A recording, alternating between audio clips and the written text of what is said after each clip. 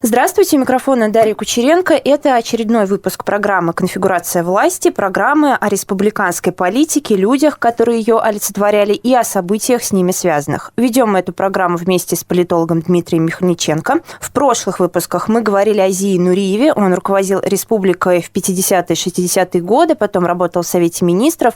Нуриева на его посту главы Башкирии сменил Мидхат Шакиров. Именно о нем мы сегодня и будем говорить. Назвали наш сегодняшний выпуск «Советский бабай». Вот почему именно так, думаю, по ходу программы нашим слушателям станет понятно. А вот Зия Нуриев, биографию которого мы разбирали в прошлых выпусках, пример политического деятеля, который смог сам сделать успешную карьеру. Родился в глухом селе, в многодетной крестьянской семье, и детство было тяжелым. По сравнению с ним, ранние годы Мидхата Шакирова кажутся, по-моему, очень благополучными. Он родился в городе, в Уфе, в семье известного башкирского и татарского педагога и лингвиста, и первое образование получил тоже в Уфе, а вот второе в Бежецком машиностроительном институте, который сейчас называется Брянский государственный университет. Он закончил его в 1941-м, и вот я бы хотела обратить внимание на этот момент. Получается, начинается Великая Отечественная война, но его не отправляют на фронт, а он едет домой в Уфу, чтобы работать на эвакуированном из Харькова электромеханическом оборонном заводе. И он сразу занимает руководящую должность. И получается, что он всю войну проработал на заводе и не был на фронте. Вот в то время это было нормально сразу после окончания университета во время войны избежать фронта и получить должность инженера еще и дома? Я думаю, что тогда все решала партия. Вот куда сказали, туда и поехал. Действительно, вот правильно аналогия проведена. То есть Шакиров, в отличие от Нуриева, нельзя сказать, что это человек, который сделал себя сам, self-made man, да, как это принято говорить там в западном англосаксонском мире. Все-таки у Шакирова был базис. И его отец – это элита, по сути, вузовская, и его дедушки, бабушки, там дворяне были, там муллы были и так далее. То есть, это достаточно родовитая такая семья. То есть, у него априори возможностей для развития, для политической карьеры было гораздо больше. Конечно, вот мы видим, да, что ни Нуриев, ни Шакиров не воевали. Но я не думаю, что они как бы тыловые такие крысы, как, грубо говоря, да, отсиживались и так далее. То есть, скорее всего, здесь именно партия решила, что им целесообразно вот с таким образованием заниматься в тылу. То есть мы видим, что у него карьера складывалась как по пути технократа такого, да, современным языком. Это все-таки специалист именно в промышленности, который из интеллигентной семьи. После окончания войны, когда ему было 32 года, он уже становится директором только что построенного завода геофизических приборов и аппаратуры. И далее в 50-е он занимается строительством магистральных газопроводов здесь, в Башкирии, обустройством нефтяных промыслов. Вот такая, да, рабочая получается у него карьера, и партийная начинается только с 1963 года. И через 6 лет он уже становится первым секретарем башкирского обкома КПСС. Вот давайте этот момент обсудим подробнее, я вас прошу рассказать, потому что мне кажется, что это прям как-то стремительно. За 6 лет сделать карьеру в партии. В 32 года он становится директором завода, да, 48-й год, совершенно правильно отмечено, но, в принципе, к этому моменту он уже был сложившийся кадр. Понятно, что там, во-первых, война, да, там много людей погибло, то есть и был какой-то кадровый голод, безусловно. Во-вторых, я думаю, как технократ, скажем так, как промышленник, он себя проявил на управленческой вот этой вот стезе достаточно неплохо. И он показал, здесь вот как раз, я думаю, сложились его конфигурация власти. То есть он был достаточно авторитарный, жесткий, требовательный, но в то же время привыкший делать все вот по распорядку, так скажем, да, то есть придерживаясь каких-то инструкций. Это сыграло, безусловно, ключевую роль в формировании его как политика. Как он вообще пришел вот в такую партийную деятельность? Я думаю, что вот так, оглядываясь с высоты, там, скажем, всей его карьеры, я думаю, у него была воля к власти, он хотел этого. Ну вот смотрите, если говорить там о сегодняшнем дне, то это, в принципе, привычно, когда директора предприятий, бизнесмены, они становятся политиками, то есть хотят участвовать в политике, они идут на выборы, потом становятся депутатами горсоветов, законодательных собраний или Государственной Думы для того, чтобы как-то лоббировать там возможные свои бизнес-интересы.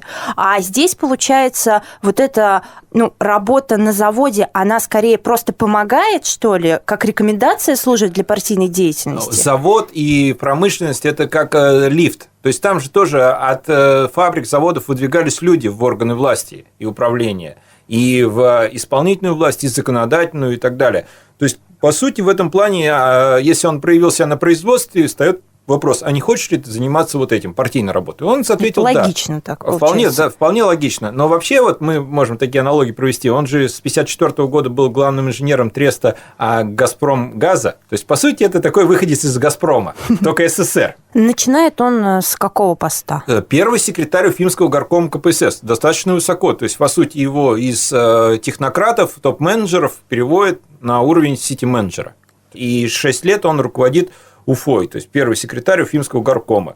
Уфа тогда что из себя представляет? Это уже большой такой развитой город? Конечно, это столица Башкирской автономной Советской Социалистической Республики. Это вот период, как раз мы говорили тоже в прошлый раз, когда строилось вот соединение Уфы и Черниковска, строится проспект и формируется инфраструктура и так далее. То есть это достаточно большой город. Но, тем не менее, там с разными успехами, наверное, он занимался проблемами Уфы. И вот в течение 6 лет добился того, что его назначают первым секретарем Башкирского обкома КПСС.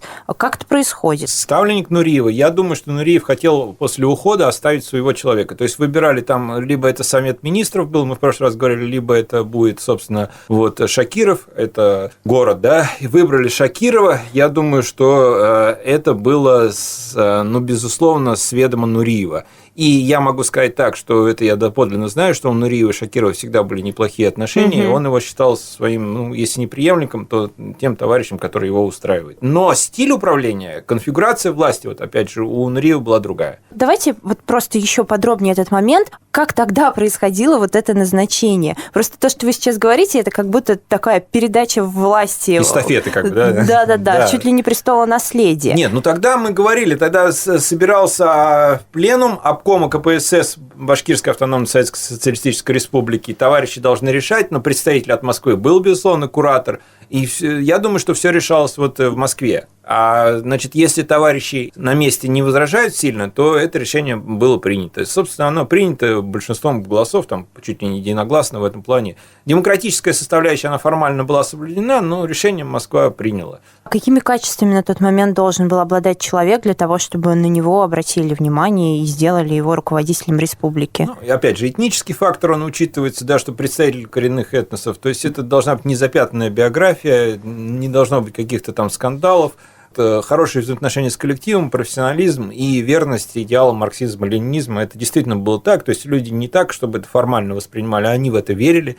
Они же не знали, что там в 90-м году, в 91-м году Советский Союз прекратит свое существование. Они думали, что они строят социалистическое общество, а потом и коммунистическое. Действительно верили, и в партии вот таких вот идейных было гораздо больше. Но в то же время мы говорим, что вот этот период, уже конец 60-х, 70-е и тем более 80-е, это период складывания номенклатуры, которая как такая прослойка общества, она замыкается в себе и самовоспроизводит, и она все больше отчуждается от общества. Вот, по сути, Нуриев от Шакирова вот в этом плане отличается. Да? Тот вот пророс прямо с самого низа, а этот уже все-таки продукт, скажем так, более номенклатуризирован. Хотя он из интеллигенции, все-таки ученый. В 1969 году Шакиров становится первым секретарем Башкирского обкома КПСС. О методах его работы есть совершенно разные мнения. Некоторые его вспоминают как компетентного руководителя, настоящего лидера. Ну вот, например, Шамиль Абдурашитов, генеральный директор Башкирэнерго с 1971 по 1988 годы, что он говорил про Шакирова, часто посещал наши электростанции, знал в лицо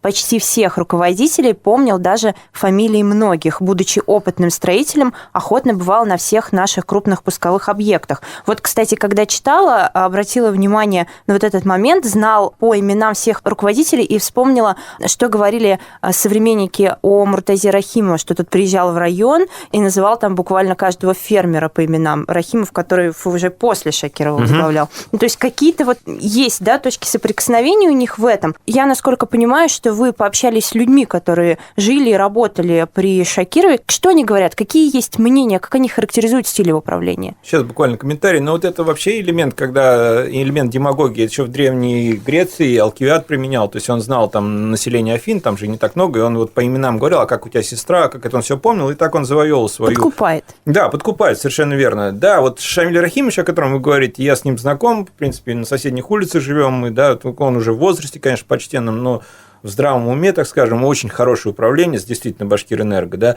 Но я могу сказать, у Шакирова была своя команда.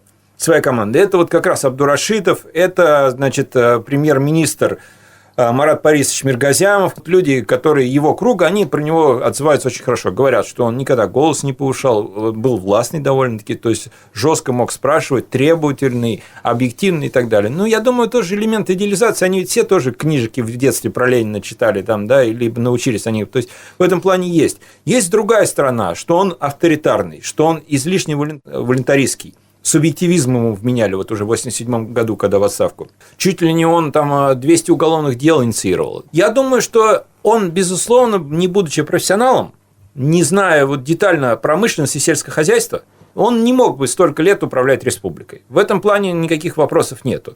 Но методы руководства у меня сложились четкие. Вот, допустим, из того, что не подтвержденное, но я вот собирал информацию, ему, значит, второй секретарь обкома мог звонить там 2-3 гудка максимум. Если не взял, он кладет трубку. То есть было настолько все вышкалено, что потом он перезвонит и так далее. А вот 5, 6, 7 гудков, и там это вообще речь не стояла. Очень жесткий. У Шакирова очень большое количество орденов. Вообще советские политические деятели, насколько я понимаю, любили награды. Мы сегодня вот редко видим, чтобы кто-то хвалился тем, какой ему орден там присудили. Ну, у нас диссертациями, может быть, конечно, диссертациями, виллами, да, банковскими счетами, но не то, что хвастаются, но они это имеют в виду. У Шакирова ничего этого не было. Не было, потому что это он такой человек? Или, в принципе, тогда не было ни у кого из советских политических деятелей такой роскоши? Да, я думаю, что второе скорее правильно, но все-таки надо сказать к чести и достоинству его, что он не хапуга был. Он относился к своей республике как к своей собственности, как к своему родному заводу, но вот ничего у него личного, там, кроме так квартиры... если вся республика твоя собственность, какой смысл еще да, вот это очень правильно. отделять? Вот я слушал «Эхо Москвы» недавно, и Михаил Веллер там говорит, вот ты часы у тебя за 50 миллионов рублей, ты УАЗ вообще, ты страной командуешь и тратишь это на такие побрякушки. Элита-то как мыслили? Он-то все-таки мыслил с точки зрения управления, и я вот сказал же правильно, да, воля к власти. То есть он любил власть. Именно власть само по себе. Понимаете? Награды что тогда давали ордена? Награды – это почет, это как высокая рейтинговая позиция в рейтинге влияния. Да? То есть, и фактически, кстати, он и погорел-то, вот есть версия, что вторую звезду хотел получить. И, кстати, тут очень есть интересная история. Вот у него вроде как с районами разные отношения складываются. После того его отставки там волна публикаций была, и вот сейчас, что вот, допустим, он осыпал наградами там Аскинский, Зилаирский, Нуримановский район, а вот особую неприязнь как бы вызывал Калтасинский и так далее. Ну, я думаю, что это неправильно, потому что не в его интересах выделять один район и другой. Это же, ну, не опричнина Ивана Грозного, когда он делит государство на две части. Это все его, как бы он считал, управление и так далее. Но, значит, что они делали? Приписки были. Были приписки. Да, им приписки и при Рахимове были, расцветали, это вопросов нет. Всегда это было. Но как они делали? Они те участки земли, которые по документам как бы не должны осваиваться, они их осваивали и результат приписывали. По сути, показывали, что интенсивно развиваются, а на самом деле экстенсивно, вширь, то есть. И они там по тоннам зерна хотели показатели улучшить, все до миллионов вывести. И он к 1986 году, когда ему 70 лет было, он хотел получить вторую звезду Героя соцтруда. А получилось так, вот как мне сказали, да, люди, конечно, они там с Горбачевым не общаются напрямую, да, но вот они знают, что его утопил окончательно это Егор Лихачев по сельскому хозяйству, который занимался, он зашел, и Горбачев сказал, ну, вот тут так и так все. Горбачев говорит, да, давайте убираем его, он уже сколько лет, там надоел уже все, и убрали. Хотя есть версия, что у Шакирова с Горбачевым хорошие отношения были. И жена Горбачева, ну, вы понимаете, какое влияние она на него имела, Раиса Максимовна, это вообще тогда это примадонна Советского Союза была. А ее сестра работала здесь, в Уфе, и они часто посещали Уфу. Подождите, но вот официальная версия, насколько я понимаю, его отставки немного другая. В 1987 году в газете «Правда» выходит статья авторства Владимира Прокушева, которая называется «Преследование прекратить». Да, и она достаточно объемная и посвящена тому, как преследуют в республике неугодных Шакирову подчиненных. Я читала те интервью, которые давал журналист Владимир Прокушев уже после этой публикации, которая, кстати, помогла ему сделать успешную карьеру. И он говорил, что, в общем-то, собирал этот он материал больше года, и все, о чем он писал, у него было подкреплено там часами кассетных записей. Вот появляется в газете «Правда» такая статья. Во-первых, если мы говорим о том, что при Шакирове все зачищено в республике, то каким образом выходит разгромная статья в газете «Правда»? И каким образом Прокушев, получается, в течение года собирает такую информацию и остается незамеченным? Во-первых, он 18 лет проруководил, да, и, по сути, он уже пересидел. Это раз. Второе, перестройка, и она принесла с собой, современным языком говорит, такие идеологемы, как гласность и так далее, да, и люди в это поверили, у них языки развязались и так далее. Это все-таки не Антропов, это не времена там Сталина или Антропова. А третий момент, что действительно все-таки Шакиров уже стал надоедать местным элитам. Не то чтобы он их контролировал полностью, безусловно, но у него вышел конфликт, вот правильно совершенно вы обратили внимание на эту статью, с Сафроновым. Я например, другую версию слышал от человека, который тогда работал и главой был, по сути, нынешним языком говорю, главой администрации района одного из Уфы. Вот он фактически непосредственный, да. Сафронов сам хотел на эту должность. Давайте только уточним, что Сафронов – это второй секретарь Уфимского городского комитета партии, и он является основным действующим лицом вот этой статьи «Преследование прекратить». Совершенно верно, да. И Сафронов сам хотел стать первым секретарем, а назначили Рахматуллина. И, по сути, Шакиров тогда выстроил такую конфигурацию, когда у него слева был Рахматуллин, это его фаворит, справа это Миргазямов. Миргазямов, кстати, долго очень руководил правительством, и потом пришел Рахимов, он тоже руководил, но с Рахимовым они не сработались, потом он в жесткую оппозицию ушел и так далее. Тоже очень интересный персонаж, вот скажем так, в истории. Так вот, он выстроил этот момент. Сафронов выступил против избрания Рахматуллина. Вот, несколько голосов было против. Вот, кстати, реальный процесс, да, то есть он выступил там на этом заседании горкома, сказал, что Рахматуллин чванлив, склонен к конфликтам, сталкивает лбами людей, и после этого начался, для него, конечно, для Сафронова кошмар начался. Да, его обвинили в том, что он незаконно оплатил скважину из бюро обкома, вот так это звучало, и потом в итоге с него сняли все обвинения. Тогда все правда контролировал ЦК КПСС. Вот эти материалы негатив есть. Они поняли, что критическая масса уже перешла, там, скажем. И что они сделали? Они изучили эти материалы и опубликовали. Это означало крах карьеры товарища Шакирова. То есть влияние СМИ в то время было настолько сильным, что публикация в газете могла стать таким спусковым крючком. Только одного СМИ. СМИ – это правда. Это официальный рупор партийной власти. То есть фактически они просто предваряли, соответственно, отставку. И начался такой большой ряд проверок. В республику поехали из Москвы проверяющие, и после этого была уже отставка Шакирова. И вот у нас есть небольшие фрагменты из стенограммы 6-го пленума обкома КПСС, и выступал Могильниченко, заместитель заведующего отделом организационно-партийной работы ЦК КПСС. У него большое объемное выступление, в котором он подводит результаты этой проверки и, в частности, говорит о том, что проверка опубликованных в «Правде» фактов, встречи с членами бюро, секретарями обкома, горкомов, райкомов партии, руководителями советских хозяйственных органов, другими членами актива, дает основание сделать вывод о том, что главным тормозом перестройки в республике является нынешнее руководство обкома.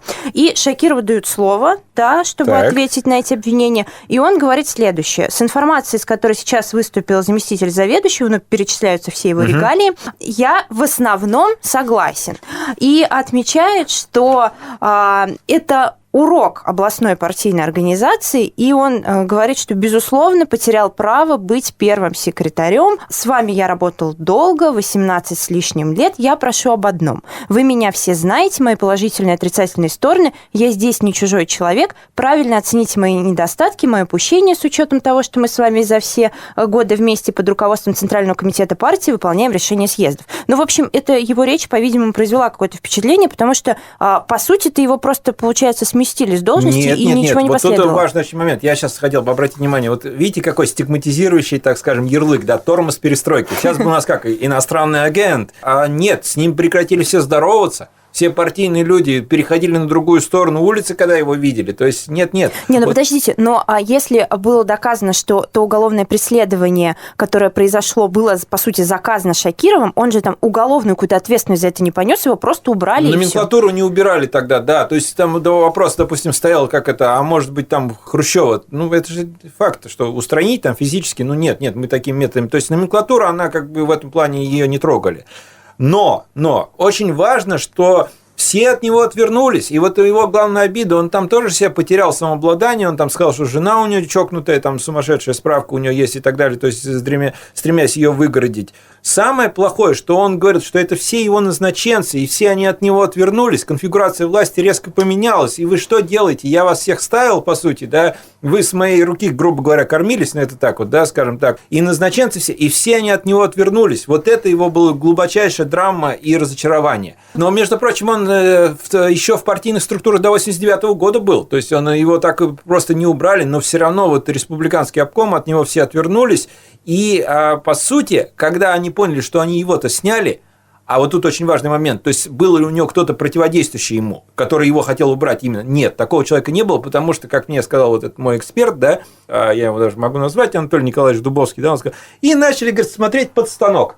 То есть вот эта фраза, да, сейчас под станок, что? Потому что вот вы тоже спрашивали, из заводов и фабрик брали людей, кого вместо него? И под станком они нашли, условно говоря, вот Ревмера Хабибуллина, который несколько лет руководил республикой, но это уже отдельная история. Какое политическое наследие оставил этот руководитель? Мощная республика в промышленном отношении, но недостаточно развита в инфраструктурном плане. Вот у него был план очень хорошее развитие Шакши, как спальный район. Он проводил там совещания. Дело в том, что там глины очень много жирной, там можно было, соответственно, кирпичи строить и так далее. Вот как-то он приезжает, значит, Шакиров, и там грязь неимоверна. Ну, понятно, там ничего не асфальтировано и так далее. Надевает просто сапоги, да, резиновые, и всем говорят, ну, пошлите все туда совещаться. А все-то никто не знал про это. И на следующее они постоянно уже несколько лет возили вот эти сапоги. То есть он умел, он понимал конфигурацию власти, он знал, как людей поставить в трудное положение, как заставлять оправдываться и так далее. То есть вот этот проект, он, к сожалению, до конца не реализовался, но он достаточно был перспективный. Дорогу он построил. Ну, занимался он Уфой, и республикой занимался, искренне болел за это дело. Нельзя сказать, что он вот такой уж прям авторитарный, жесткий и только корыстолюбивый. Нет, он делал так, как понимал. Перегибы, конечно, были и значительные. И я думаю, что время его пришло, может быть, несколько раньше, чем 1987 год. Но его в республике боялись, его в республике... Почему вот Бабай называли? Это уважительно же очень. А вот Рахимов, на самом деле, Бабай, это уже потом как бы его... подражание этого все. Вот подлинный Бабай – это вот именно Шакиров. Сравнение с Рамзаном Кадыровым в этом случае будет корректно или нет? С Кадыровым нет, потому что Кадыров все-таки он как бы позиционирует себя как такой силовик. Все-таки, я думаю, не из структур силовиков, а все-таки вот такой брутальный, да. А это все-таки, наверное, достаточно авторитарный человек, больше на Сечина, мне кажется, похож. Вот так вот, если говорить. Не терпящий возражений, но все-таки цивилизованный и не военный человек. Ну, и человек, который не терпит возражений, и 18 лет, если он руководит таким огромным социальным пространством, как республика, понятно, что у него какие-то перегибы и недоработки были. И их было достаточно немало. Я думаю, что время наше уже закончилось. Это была программа «Конфигурация власти». Сегодня мы вам рассказывали о советском Бабае, так мы назвали Мидхата Шакирова. Провели программу для вас Дарья Кучеренко и политолог Дмитрий Михальниченко. Спасибо. До свидания. До свидания.